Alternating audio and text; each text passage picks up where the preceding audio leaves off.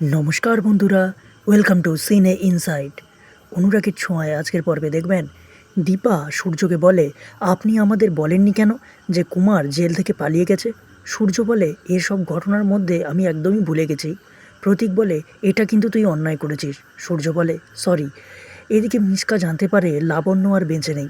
মিশকা মনে মনে বলে, তাহলে তো একবার সেনগুপ্ত বাড়ি যেতেই হবে। এরপর সে নার্সকে বলে, আমি মেরিগ্রেশন করাতে চাই। মেডিটেশন করলে অনেক সময় প্যারালাইসিস রোগীরা ভালো হয়ে যায়, কিন্তু তার জন্য আমাকে একা ঘর দিতে হবে। নার্স বলে, ঠিক আছে, আমি ওপর থেকে পারমিশন বের করে রাখবো। এরপর নার্স চলে যায়। এদিকে কুমারের লোকজন ছদ্মবেশে আসে সূর্যর বাড়িতে লাইট লাগাতে। রূপা তা দেখে বলে, তোমরা ওখানে লাইটগুলো লাগাচ্ছ কেন? লোকগুলো বলে, ভালো লাগবে তাই। রূপা বলে, এটা শ্রাদ্ধানুষ্ঠান, কোনো ভালো লাগার অনুষ্ঠান নয়। তোমাদের কে পাঠিয়েছে? লোকগুলো তৎক্ষণাৎ অন্য একজনকে দেখিয়ে সেখান থেকে পালিয়ে যায়। কুমার বলে, কাজ হয়েছে? লোকগুলো বলে, হ্যাঁ। কুমার বলে, এইবার ওই পরিবারকে পুরো শেষ করবই। এই লাবণ্য সেনগুপ্তর বৈতরণী আমি কিছুতেই পার হতে দেব না।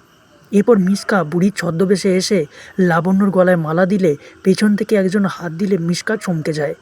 তাহলে কী হতে চলেছে বন্ধুরা, জানতে দেখুন অনুরাগের ছোঁয়া। ভালো লাগলে আমার চ্যানেলটিকে সাবস্ক্রাইব করে পাশে থাকবেন। ধন্যবাদ।